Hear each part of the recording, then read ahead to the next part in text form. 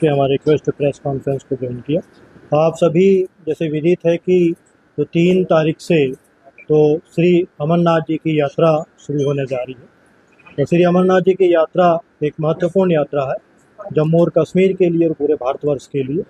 तो जम्मू कश्मीर प्रशासन की तरफ से पूर्ण तरीके से पुख्ता बंदोबस्त किए गए हैं उनके लिए। जम्मू जो कि यहाँ पर से जो यात्रा का जत्थे की शुरुआत होती है, यहाँ से 2 तारीख को भगवती नगर बेस कैंप से यात्रा को फ्लैग ऑफ किया जाएगा। माननीय उपराज्यपाल महोदय जो कि श्री अमरनाथ जी श्राइन बोर्ड के चेयरमैन भी हैं, सुबह 4 बजे वहाँ से यात्रा का जो पहला जत्था है वो रवाना होगा। यहाँ से पहलगाम और बालटाल के लिए 2 जत्थे होंगे।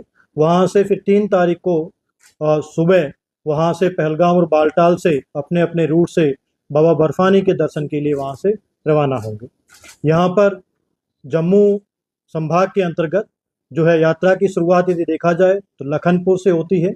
लखनपुर में जो भी बाहर के यात्री आते हैं उसमें वहाँ पर कठुआ डिस्ट्रिक्ट एडमिनिस्ट्रेशन और पुलिस ने वहाँ पर यात्रियों के स्वागत के लिए पूर्ण बंदोबस्त किए हैं। उसके पश्चात सांबा, जम्मू, उधमपुर और रामबन डिस्ट्रिक्ट होते वहाँ पर पूर्ण बंदोबस्त किए गए। इसका सबसे बड़ा सेंटर जो है जम्मू रहता है, क्योंकि जम्मू में जितने भी यात्री आते हैं वो यहाँ पर आते हैं। यहाँ पर on spot registration, RFID centre और यहीं से भगवती नगर बेस कैंप जाने के बाद में यात्रा का जो जत्था है, कॉन्वॉय है, अल सुबह जो भी उस समय सभी जगहों के लिए निकलता है, तो वो व्यवस्था यहाँ पे पूरी डिस्ट्रिक्ट एडमिनिस्ट्रेशन, डिस्ट्रिक्ट पुलिस तो सभी डिपार्टमेंट ने पूर्ण व्यवस्था की गई।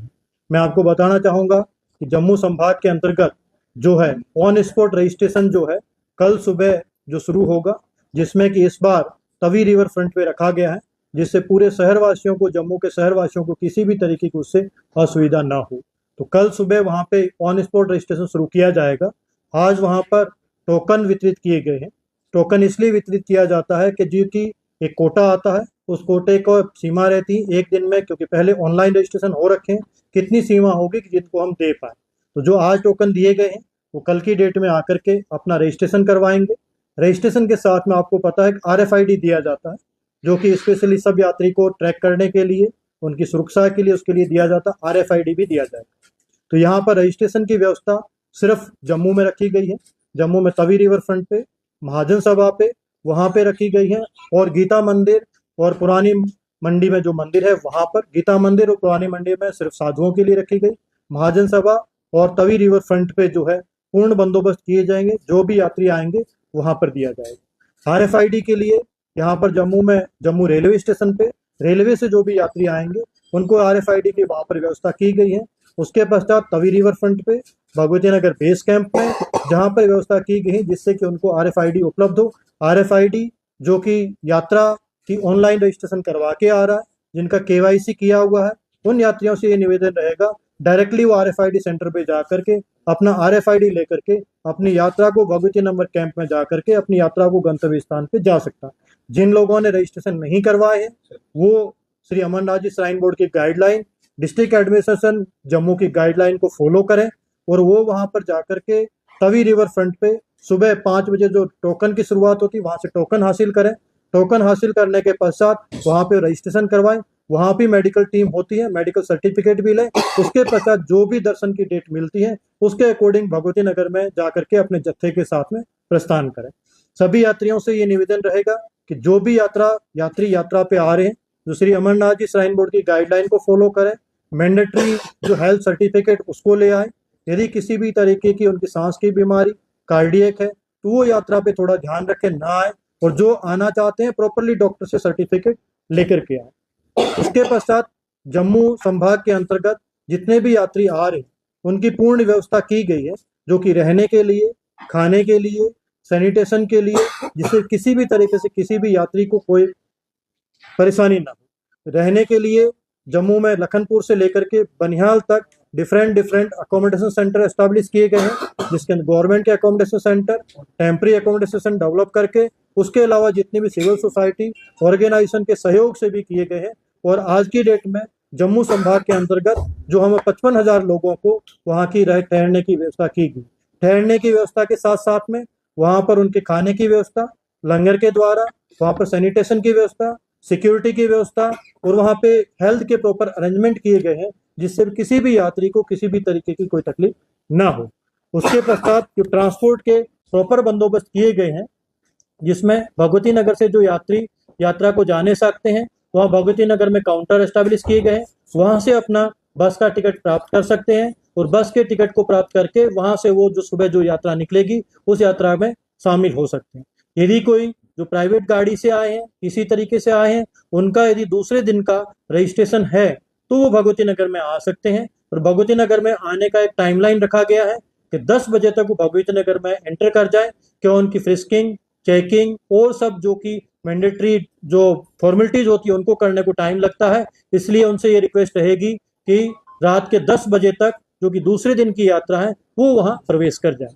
जो प्रवेश कर रहे हैं उनके साथ में कुछ निर्देश रहेंगे या हमारी सही निवेदन रहेगा कि पहले आने से पहले अपनी गाड़ी को देख लें कि गाड़ी के अंदर प्रॉपरली फ्यूल, पीओएल, डीजल या पेट्रोल भरा हुआ है या नहीं। क्योंकि भगवती नगर में एंट्री करने के बाद में सिक्योरिटी चेकअप करने के बाद में आप उस जत्थे का पार्ट बनेंगे और आप उस जत्थे के साथ जाना पड़ेगा। तो ये ना हो कि आपकी एक गाड़ी के कारण पूरा का पूरा कहीं पर आपको परेशानी हो, तो उसके लिए आप वहां पर पेट्रोल, डीजल प्रॉपरली भरवा के लाएं। दूसरा, जो भी यात्री आ रहे हैं उनसे ये निवेदन रहेगा, हमें पता है कि आप दूर स्थानों से आ रहे हैं, पर जो भी आपका ड्राइवर है वो ड्राइवर को प्रॉपरली नींद का बंदोबस्त करें, क्योंकि आगे जहाँ पे यात्रा जा रहे हैं आप वो पहाड़ी रास्ता है, उसमें गाड़ी चलाने में बहुत सावधानी रखनी होती है। तो उनसे ये भी रिक्वेस्ट रहेगी कि अपने जो भी आपका चालक ड्राइवर है उसको पूर्णतया आराम देने के बाद में यहाँ से स्टार्ट करें। किसी भी तरीके से अपने ड्राइवर के साथ में किसी भी तरीके से ये ना हो किसी नशे में किसी तरीके से हो, उसका ध्यान रखा जाए। दूसरा, जो भी यात्री सिर्फ जत्थे में नहीं जाना चाहते, उसके अलावा कहीं से जाना चाहते हैं, उनके लिए भी कुछ निर्देश हैं, कुछ सहयोग की उनसे कामना रहेगी। क्योंकि यहाँ पर पूरे सिक्योरिटी एजेंसीज ने पूरी सुरक्षा के पूर्णतः बंदोबस्त किए गए हैं। उन बंदोबस्त को, उस गाइडलाइंस को भी प्रॉपरली फॉलो करें। उसके अलावा श्री अमरनाथ जी श्राइन बोर्ड के ऊपर जो वेबसाइट है उसके ऊपर और एडमिनिस्ट्रेशन जो जिला प्रशासन जहाँ जहाँ पे है वो विभिन्न विभिन्न रूपों में जो कि वेदर एडवाइजरी निकालेगा उसको फॉलो करें, उसके अकॉर्डिंग आगे यात्रा को प्रस्थान करें। यहाँ से जो जत्था जाएगा वो सुबह 4 बजे निकलेगा। 4 बजे निकलने के बाद में 10 बजे जो लांबर पहुंचेंगे दोनों जत्थे, 10 बजे के पश्चात वहां से कश्मीर की तरफ प्रस्थान करेगा। जो भी यहाँ पे पर्यटक आ रहे हैं, जो अपनी यात्रा करना चाहते हैं, जो कि जत्थे में नहीं जाना चाहते हैं और यात्री, उनके लिए हमारे एक सहयोग के निवेदन रहेगा कि यहाँ पर जैसे ही यात्रा पश्चात जाएगी उसके बाद नगरोटा टीसीपी से उन बाकी गाड़ियों को अलाउ किया जाएगा। उन गाड़ियों को जो है प्रॉपर एक ट्रैफिक डिपार्टमेंट की तरफ से, सिक्योरिटी एजेंसीज की तरफ से एक कट ऑफ टाइम डिसाइड किया गया है और हमारा ये आपसे निवेदन रहेगा सभी को कि उस कट ऑफ टाइम को वो फॉलो करें। तो यहाँ से जो नगरोटा टीसीपी जो होगा, नगरोटा से आपको 12 बजे तक यदि आपको कश्मीर की तरफ जाना है तो 12 बजे तक आपको वहां से क्रॉस कर जाना है। उसके पश्चात 1 बजे तक का कट ऑफ टाइम रखा गया है जहाँ से कि जखैनी जो उधमपुर जिले में आता है वहां से आपको क्रॉस करके जाना है। उसके अलावा चंद्रकोट वहां से आपको 2 बजे तक क्रॉस कर जाना है। 3 बजे तक आपको बनिहाल को क्रॉस करके, लांबर को क्रॉस करके आपको जो टनल है उस टनल में एंटर कर जाना है, जिससे कि आप आगे की तरफ आप कश्मीर की तरफ जाएं। क्योंकि कश्मीर की तरफ भी इसी तरह का कट ऑफ टाइम लगाया गया है। इसलिए आप सभी से निवेदन रहेगा, यदि किसी की कहीं बुकिंग है, यदि आपको उसी दिन जाना है, तो अपनी यात्रा का कार्यक्रम इस तरीके से बनाएं कि आप लांबर को और बनिहाल को क्रॉस करके 3 बजे तक आप वहां से उसमें कश्मीर में एंटर कर जाएं, जिससे कि आपको किसी भी तरीके का आप यात्रा में परेशानी ना हो। तो जम्मू से जाना चाहते हैं, जैसे ही यात्रा निकलेगी 6 बजे के पश्चात आप अपनी यात्रा को नगरोटा टीसीपी से शुरू कर सकते हैं और आपको यहाँ से 12 बजे से नगरोटा टीसीपी को आप अपनी अगली यात्रा के लिए रवाना हो जाए, जिससे कि आपको कहीं भी आगे कहीं किसी तरीके की परेशानी नहीं रहेगी। ये एक विशेष निवेदन आप लोगों से रहेगा, जितना भी यात्री आ रहे हैं उनसे इसको पूर्णतया पालन करें।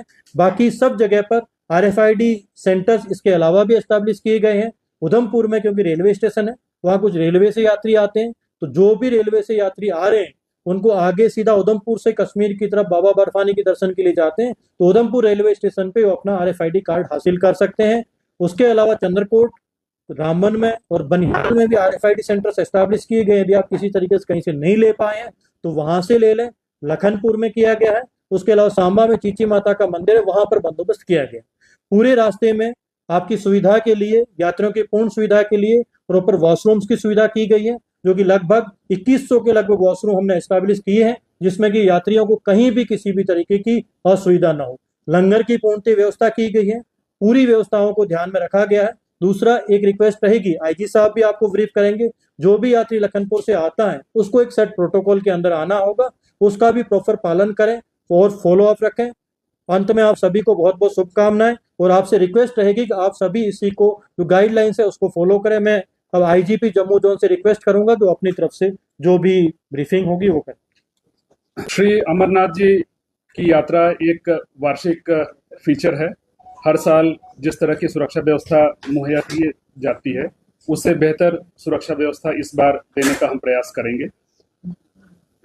ये यात्रा ऐसे तो सैद्धांतिक तौर पर जम्मू से शुरू होती है और कॉन्वॉय की शक्ल में इसको बनिहाल और कश्मीर को जाता है, लेकिन पूर्व के वर्षों में ये देखा गया है कि कई सारे यात्री सड़क मार्ग से आते हैं लखनपुर से जम्मू तक, और जम्मू से फिर वो कॉन्वॉय का हिस्सा बनते हैं।